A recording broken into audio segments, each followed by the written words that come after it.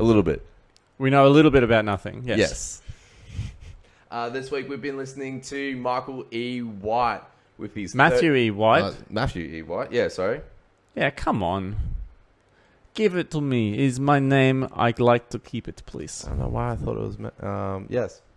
This week we've been listening to Matthew E. White with his... It's Michael E. White. What are you doing? I'm not fucking stab you.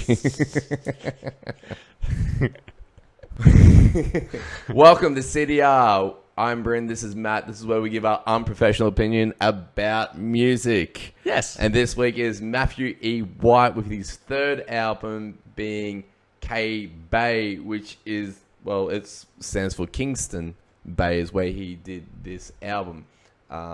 It's been 6 years since his second album, and he produced his first, which was Big Inner, in 2012. He was 30 at the time when he did this. Okay. But don't hold the late start to him. He's been collaborating and working with people for a decade before that. And in his whole album or discography, he's actually got 7 albums with other people. Okay. Where he's collaborated. So he has actually 10. He's 39. From Virginia.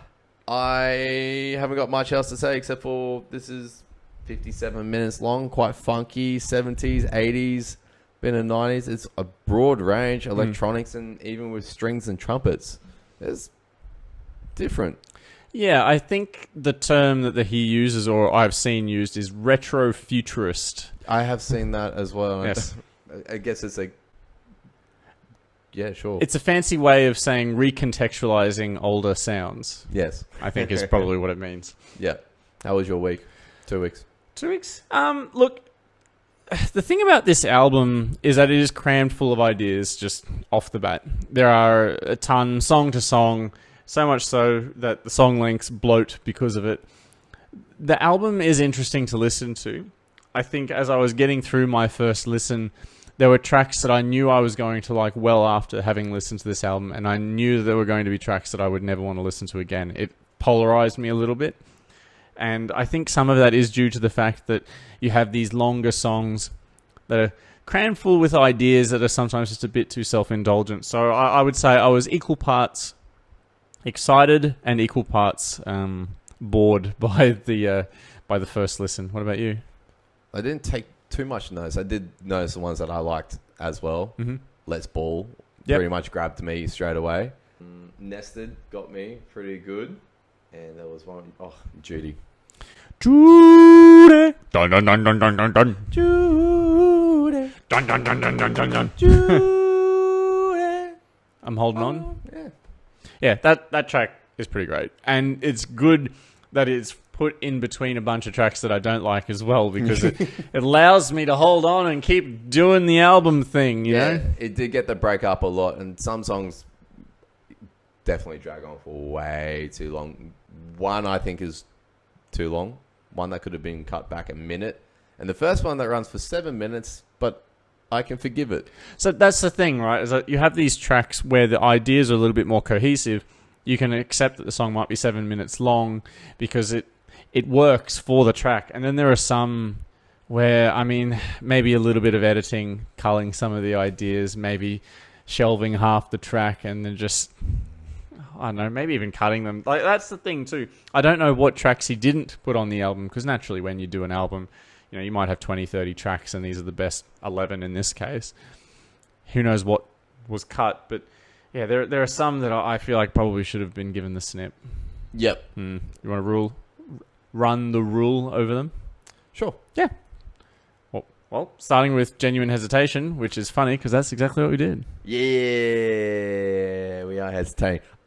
This one ran for 7 minutes.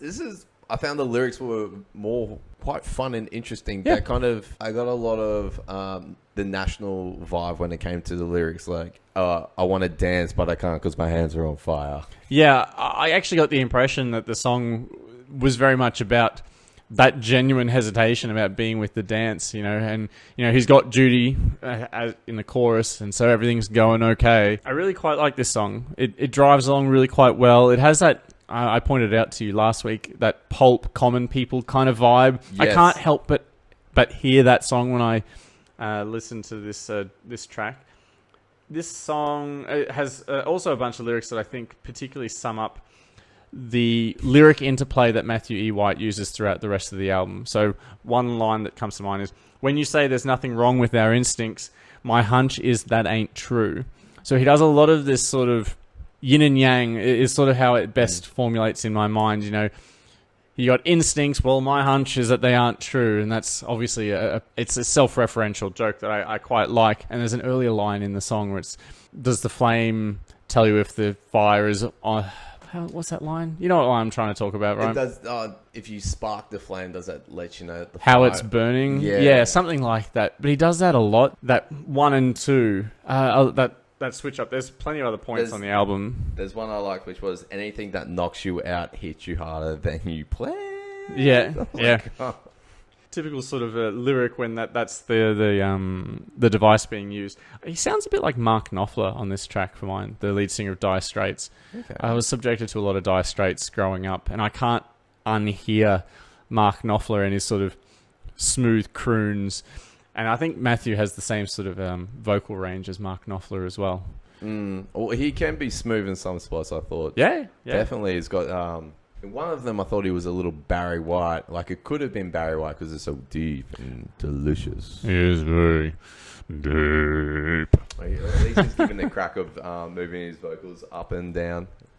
It's funny, though, because he does have a lot of spots on the album where he does use different parts of his vocal range, and yet I still feel like the vocals are a limiting factor to some of the songs. Not this one, because it's fresh. I don't know. I think, as I mentioned to you before the podcast, the track variety is so large, it almost needs his vocals to go with it, and I don't necessarily think that it's achieved track to track, but in Genuine Hesitation, I think it fits perfectly. I think everything was kind of almost at the same level with it. Like, nothing was overpowering. His voice was never overpowering.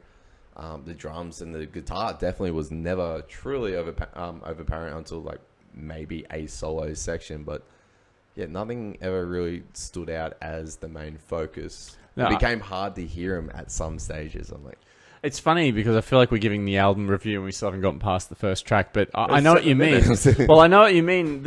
I actually think the production work on this album is actually quite incredible. There's a ton of variety in your instrumentation and the way that it has been mixed. I completely agree. And there's very few points on the album where the prominent focus gets washed or is muddy or isn't given the spot that it deserves. And every instrument generally gets a time to shine. Yep.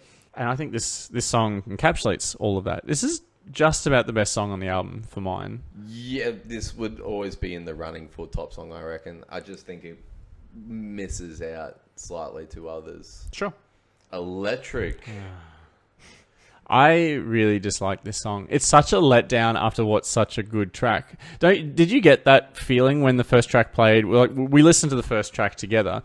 When I like that first track, I'm immediately hit with that trepidation of, I bet the second track's gonna suck. Yep. And I really disliked Electric. I was thrown off at the start and the end. It was just all choppy.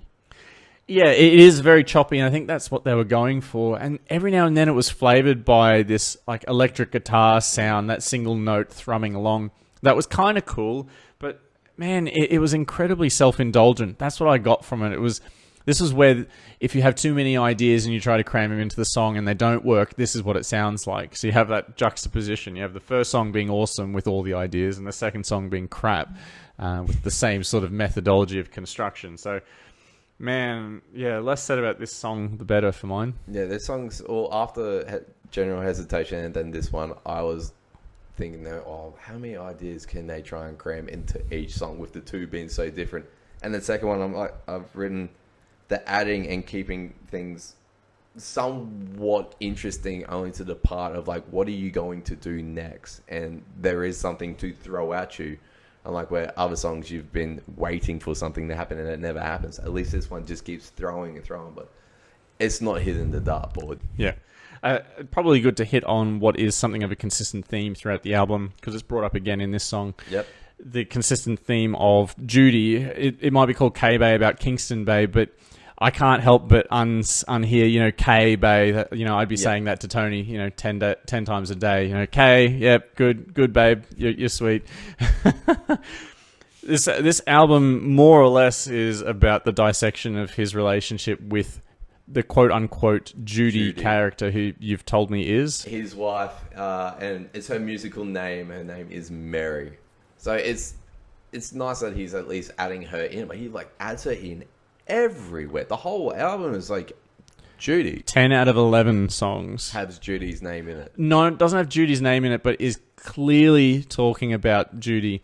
And it would be 7 out of 11 songs would have Judy specifically referenced. So, definitely in the first track. There's only one song that's definitely not devoted to Judy. And we'll get to that when we get to it. So that's the consistent theming. This song, I get the feeling, is about, about working out their feelings. They're electric at this point. Happy days. It's pretty happy. Yeah, it seems like the theme is, at the start was general hesitation is almost rolling with what goes wrong and taking the punches, but at least Judy's okay, and that's what makes it right. Then the electric field and now we move into nesting. At least electric's only 3.5 minutes. Yeah, I mean, and it was still too long. And just to sort of hit on that point, I felt like genuine hesitation, maybe because it's the first track on the album and I'm dispositioned to think this way, it felt like that was them getting together. That was the awkwardness at the start of the relationship. And this is electric was the fire that happens when the relationship is new and tender. And then you have nested. Yep. And? Nested. Oh, this is my, I reckon it was a bit of a car cruise. I love the first minute and a half. It's just the bass. And it's Yeah. The karaoke's going up. The first minute and a half was enough to keep me interested, even though there's almost a flat bass throughout the whole time. But it just, you can feel it's going to blossom as it does, and it really does. And the it does just bring it out. You're like, yes! It has an attitude. Yeah. It really has an attitude to it. So despite the fact that it's fairly simple at the start, it's still quite engaging. And this is going to be a theme for me throughout the album. The good track, bad track. I didn't like Electric, but Nested comes through and is immediately an earworm, if not for the yeahs. Yeah. But the brightness of that chorusy bit when it sort of comes in and the electric guitars actually come through with a bit more flavor. This song is awesome. And I've got driving bass. You reckon it's a car cruise song, so I think we came to the same sort of conclusion. Yeah, definitely. It builds and builds too, all the way to the end. So even though it starts out flat, at least it doesn't end flat as well. Yeah, it does quite a good job of progressing throughout the track. The meaning for this song, it felt like Matthew E. White is maybe not necessarily concerned, but he's acknowledging the fact that he is all in on Judy. He can feel his emotional space starting to become preoccupied by her in a way where he could be hurt if things went wrong. That's the impression that I got. It was just, it's that hesitation and that acknowledgement that you've really given your life to someone else in a way that's you don't know uncomfortable. Yeah, exactly. And then it goes on to Take Your Time. I was like, oh, funky. This really changes up. This is like the sexy funk. Yeah, it is. I mean, it's a funny old song though, and this again, good song, bad song. I really don't like this song, because the ideas are all a bit strange and mixed in a way that I don't particularly like. It starts with those weird little Disney strings, and then it has moody 70s pop funk, I guess. And this is the song that I would bring you to in terms of the yin yang lyrics, where he's just monotone. We have been muted. We have been unmuted. And that's basically the entire progression of the song is we have been somethinged, we have been unsomethinged. That's the whole song up until the chorus, which is bright and happy and fruit related, Yes, Matt will explain more about the fruit. Well, the fruit is an analogy for them as individuals, and you're ripe and you're sweetest as you're older is sort of the reflection that I'm getting. So Matthew E. White is trying to say, just take your time, relax. We're going to get old anyway. Let's just lean into it. Lean in. Take your time. Yeah. Again, probably too self-indulgent for mine. This song probably could have been 3 minutes shorter. Yeah, it's 6 minutes, 20 seconds. I mean, it was that low rumbling voice, that Barry White that I was talking. Unmuted. And then like, wow, you really just switched it. Yeah, the light and shade between the singing performances is interesting, but man, I drifted off in this one. I hate this song. Just really hates it. And then it goes on to a good one, which is Let's Bowl. Bench, bench, bench, bench, burn it up. Blue. Let's go. Man, this song would not have been out of place on like Jamiroquai's best album. Sorry, this next one I wrote that down. This is Disco Stew and Skating Ring. For sure. That's all that screams to me. Yeah. This song also continues with, funnily enough, the fruit analogies, except mixed in with basketball, obviously. What an odd mix of lyrics. And yet, despite the fact that this is upbeat, I get the impression that this is a song more about the dynamic tension that can be in a relationship. I actually get the impression that this is not necessarily a positive song. This is sort of like, this is kind of a bit edgy. It's not negative. It's like, come on, let's ball. Let's go. And not necessarily in a, we are going to make love. No. It's more in a, we are going to, I don't know what the dynamic of their relationship really is. I feel like it's almost like this tiptoeing around each other, or like dancing around like certain things that may, break. Yeah, that's good. That's good, actually. Yeah, let's have at it. But let's have fun, but let's not step on each other's toes. Yeah. But like, it's kind of hard not to dance around to this bad boy or shake your head. This is one of the better tracks on the album, I reckon. Definitely, real funky. Squeeze me like a tangerine. See? Yeah. Fruit. Catchy, yeah. All up in there. I felt like an axe. Tony Hawk. What about him? I feel like this is one of the songs that rules slow, rainy jazz, lo-fi. As soon as it went on, I was like, I swear I've heard a song like this in one of Tony Hawk's PlayStation games. The problem is that you say that, but all I can think of is like the boy who destroyed the world by AFI, which is just like a thrashy 2-minute like punk track. Like, I can't. If you say Tony Hawk, I'm thinking thrashy punk is basically what I'm thinking. Yeah. This song is way too cruisy for that, but I mean, I don't know. I probably only had 10 or 15 hours playing Tony Hawk. You might have had... No, definitely. I just remember this one song. I'm just like, why is this song in my head? But this is chilled. The last minute and 30 is like got this pulse that just radiates through the song. Are you ever qualified, baby? With like the tubular bells in the background. Blong, blong. Yeah, I don't like this song. No, even with the flutes and just this feels like time's ticking away. Yeah, I get the impression this song is about how love can sometimes be the death knell. That's the impression that I get is, the chorus line itself is, love leaned on us and then it fell like an axe. It's like, is that what you're actually after in this relationship? I couldn't understand the lyrics. I don't get it. I don't get it. What is that meant to mean? Expectations are subverted is probably what I would say this track is all about. It's, again, too self-indulgent. Way too many ideas chucked into a song that's way too long. And it's different from all the other songs on there too. Like, yeah, starting to... The fun ones all seem to be like that nice, funky, retro electronics, but then the other ones just came to... the moodier tracks tend to be more miss than hit, but that being said, the script flips for the back end of the album for that. So in terms of good song, bad song, if Fell Like an Axe was a bad song, then what was your opinion of the unfortunately titled Only in America / When the Curtains of the Night Are Peeled Back? I thought this was meant to be like his ode and patriotic tune to the American flag, and then You read the lyrics? Yeah. It is not that. There's not that at So all. And this was done before George Ford too. So before we get on to the lyrics topic, what did you make of the song itself? Indifferent. It's Indifferent? not bad, and it's not.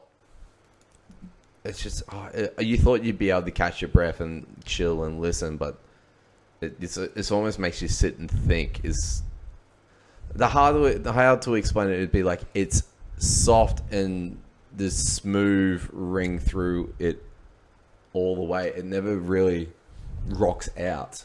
It never really rocks out, but it builds to a crescendo, admittedly at a very slow burn. Yep. And it has that intro part, which is obviously the only in America component of the song, which flavors that section with a ton of patriotic iconography, basically. And even the sounds sound like they could be a national anthem. Yes. Right? And then it leads into that curtains are being peeled back with it's dark, it's foreboding, and it's an incredibly slow burn, but the progression throughout the track I actually think is quite good. It's probably as slow a progressive track as you'd ever want to go any slower, and it's too much. Yeah. But I think this is just on the knife edge of good in terms of how it builds up, because you get past the first couple of verses, it's dark and it's moody, and it's just saturated with some latent heaviness, even if you're not sure what the lyric content is. Then you have that piano come in, that real frantic piano that just doesn't seem to know what it wants to do. All the way throughout the song, you have that metronome tick in the background. It's always going quick relative to what the music is, and it doesn't really make a ton of sense until the end of the song when the crescendo starts to build up and the symphonic structure builds and it swells and then it breaks at the end. I think this song does a really good job of progressing, and it's a good song. I've come to rest on it being a good song. It's tough to break this one down, I reckon. Well, for me, obviously you have the lyrics, and I think his singing, his light and shade on the singing is actually quite good on this track. For this one. Yeah, so his voice suits that progression because he can sing those whispered lyrics, those hushed lyrics quite well and impart emotion onto it when you wouldn't think possible. And then he can build a swelling vocal as well, especially when the strings come in, which is quite cathartic. You certainly feel it the first time you listen to it, that swell. Yeah, good track. And then you have the lyrical component. So this song is the only one where is Judy, who's that? Yeah. We're not talking about her right now. We're going to talk about something serious. Yeah. So it does stick out like a sore thumb on the album. Lyrically, it just doesn't fit the album at all. That's fine. Did you look further into so anything you looked up the people? Yep. So there's a list of names that Matthew E. White says the song is for, and it's, I mean, long story short, blacks killed by law enforcement, more or less. For some reason, except for one, which was Emmett Till, who was... he was lynched. young. He was 14. 14 and got lynched. Yes, that was particularly sad. So this song is, in terms of the lyrical content, obviously about, that feeling of patriotism at the start and then sort of peeling below the surface to the sordid undertones of any given culture. And America obviously has its own history with which to deal with and is presently dealing with. I think, ignoring the fact that it sticks out like a sore thumb, I think it's actually a pretty interesting and respectful way to approach it, because at the same time, I don't get the impression that Matthew E. White is shitting on America. Oh, definitely not. I just get the impression that he's like...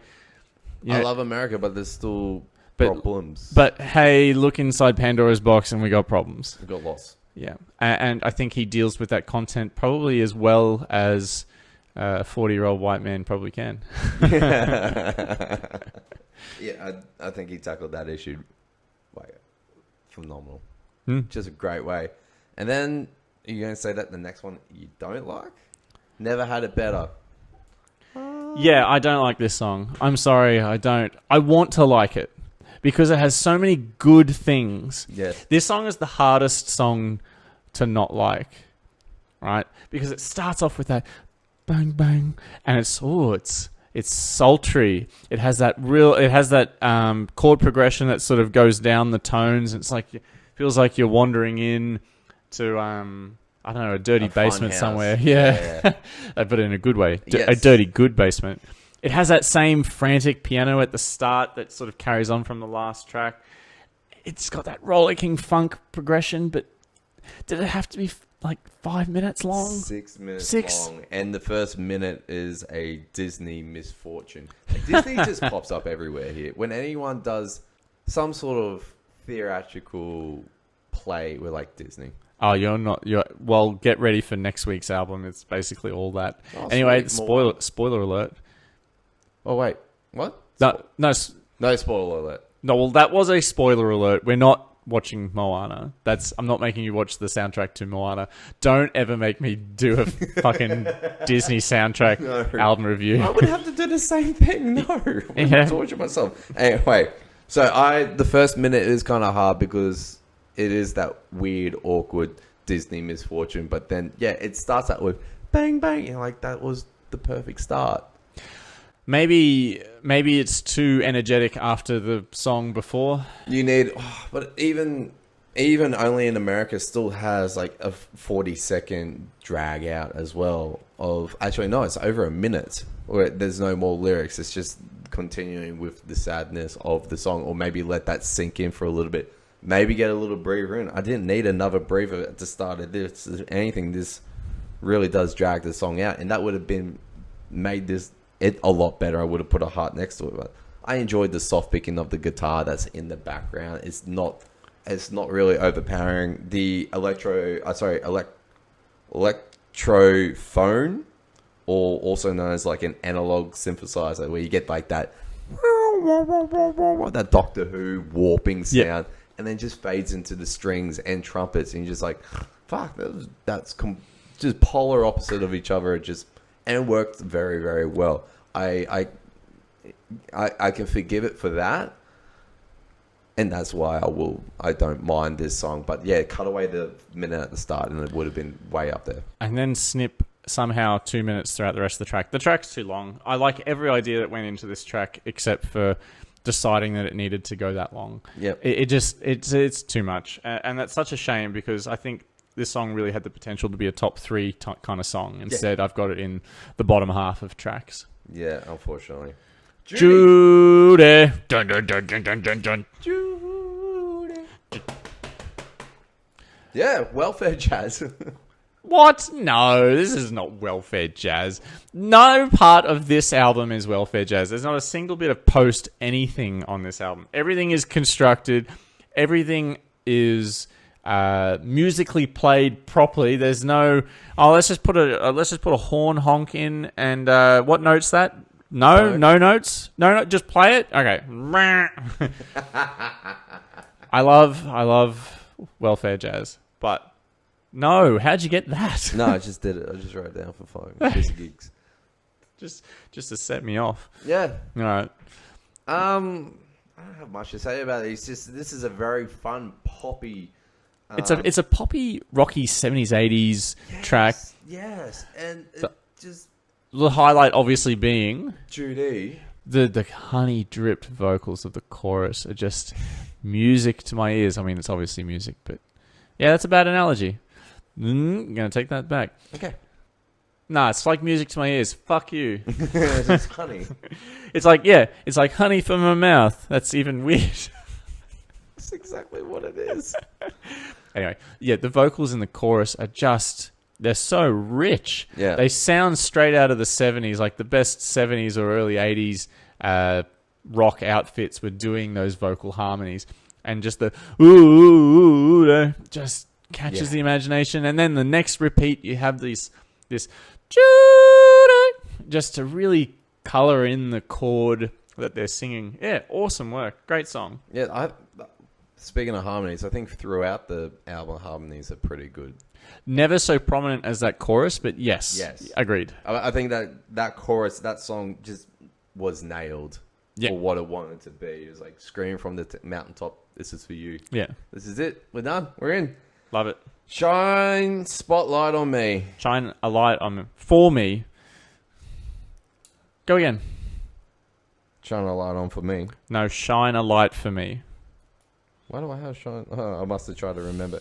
You tell me. What? Shine a light for me, Bryn. Yeah, it's stripped back Bon Iver.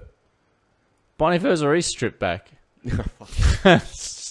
Strip back Bon Iver would just be him talking into a microphone ASMR. There's not much more to strip back. Yeah, all guitars and... It's just an acoustic track. It really is. It's just an acoustic track. There's not much to it. I like that. It's every other track is just crammed full of instruments, and then this is just that honest to goodness dude sitting on a stool with an acoustic guitar singing his song. And he actually does a really good job of the vocal change up into the chorus. You know, that part where he's like, I put my blood on your door frame, lover. And then the just really soulful in a pleasant way. There's a lot of religious iconography in this song. Explain. So, I mean, the chorus itself, I put your blood on your doorframe, lover. I hope they pass over. I mean, it's literally talking about the Passover as analogy for his circumstance. There's a ton of reference to angels throughout the song. And then probably one of my favorite lyrics, funnily enough, in the entire album is, the Lord plays the song, you only choose the dance. So if you're not interested in any of the religious iconography, ignore the fact that it's the Lord, but it's almost like the universe plays the song, you just get to choose the dance. It's kind of a nice way of saying, you know, there are things outside of your control. You get to act within what things you can control, is what that is a deep metaphor, sure. But it's said so pleasantly, and it kept to the theme of the song, and it stood out to me immediately. On the first listen through, I was like, well, this is probably my favorite line in the entire album. It just so quintessentially explains everything existential dread teaches you to worry about, and then allays it in the space of 10 words. Yep, killed it. Love it. Yeah. Hedged in Darkness. Look, good song, bad song. It's finally back to the bad song. Look, I don't hate this track. It's just, it really isn't to my taste. It's moody. It's clearly them trying to work out if they're in love. Matthew E. White trying to dissect what it is, but I guess that's the whole fucking album. So it really is a whole relationship. There were some lines in there that I quite liked. For instance, you know, if I couldn't breathe, 'twas only 'cause I was breathless. It's campy. It's kind of a bit cringe, but in the manner in which it was being sung, that was smooth. Yeah, I didn't mind it. I kind of liked it. The outro has a nice swelling feel to it, but I really don't like the whispered vocal at the end. Judy, the waiting is ferocious. Okay, who cares? I was kind of over that by then. Yeah, that last part I was disappointed with. I was like, it's crescendo, it's building, it's getting better and better. Like the solo was pretty good with the backing strings and the trumpet. And then it hits this point where I think it's like an explosion, but all I could imagine was like a Shaft movie out track. Yeah, as it finishes it. Dun, dun, dun, dun, dun, dun. Yeah. It ended that way. I was like, that sounds to me, being Shaft, the TV series, pretty much like was very much built into that 70s and 80s retro funk sort of feel. And I was like, that is perfect. And then it stands there. I was like, no, cut it with the big one. There's no need to drop off like that. Yeah, for me, I guess it was the lyric choice that I didn't particularly like, is the ending bit. You know, oh Judy, the waiting is ferocious. It didn't really sort of catch my imagination quite like some of the other lyrics throughout the album did. And yeah, ignoring that outro crescendo-y bit, it's probably just a bit of a snoozer of a track for mine. Yeah, that last part and I would have been happy. Yeah, it is a cool crescendo-y bit though. Yeah. Well, in that Shaft part, I was just like, I can't help but love it. Yeah. It's like, yes, walking away with an explosion in the background, telling your boss to go himself. I don't need no badge. I'm chef. That's the album. That is the album. That ran for 57 minutes. I don't know how many tracks that was.